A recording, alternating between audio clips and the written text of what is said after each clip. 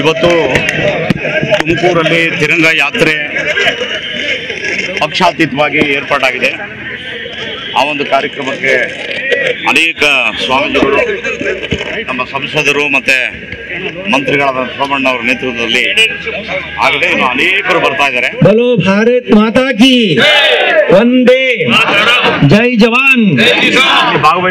ಇವತ್ತಿನ ದಿನ ಶಾಲೆಯ ತುಮಕೂರು ಮಹಾನಗರದಲ್ಲಿ ಮತ್ತೆ ಎಲ್ಲ ನಮ್ಮ ದೇಶದ ಸೈನಿಕರು ಭಯೋತ್ಪಾದಕರನ್ನ ವಿಶೇಷವಾಗಿ ಅವರ ನೆಲೆನಲ್ಲಿನೇ ಅರ್ಪಿಸಬೇಕು. ಯಾಕೆಂದ್ರೆ ಮೆಟ್ಟಿ ಹಾಕಿ ಇವತ್ತು ಅವರ ನೆಲೆಗಳನ್ನು ಮಟ್ಟ ಹಾಕಿದ್ದಾರೆ. ಸ್ವಾಭಿಮಾನದ ಜೊತೆಗೆ ಭಾರತ ಹೋರಾಟ ಮಾಡಿದ್ದಾರೆ. ಅಘೋಷಿತ ಅವ್ರ ಜೊತೆ ನಿಲ್ಲಬೇಕಾದಂತದ್ದು ನಮ್ಮ ಒಂದು ಧರ್ಮ.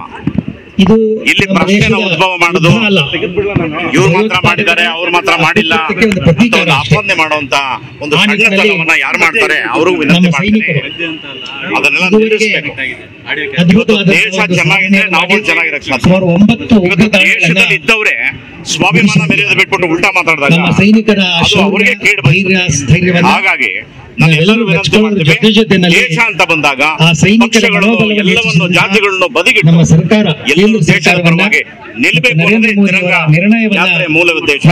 ಬಹಳ ಯಶಸ್ವಿಯಾಗಿ ಇನ್ನೂ ಹೆಚ್ಚೆಚ್ಚಿಗೆ ಭಾರತ ಬರೀ ಎಲ್ಲ ನಮ್ಮ ದೇಶದ ಪರವಾಗಿ ಏನು ಹೋರಾಟ ಮಾಡ್ತಾರೆ ಸೈನಿಕರು ಅಂತ ಮಹಾನೀಯರಿಗೆ ಇವತ್ತು ನಾವು ಅಂತ ಒಂದು ಕಾರ್ಯಕ್ರಮ ನಾನು ಕೂಡ ಭಾಗವಹಿಸಿದ್ದು ನನಗೆ ಹೆಮ್ಮೆ ತಂದಿದೆ.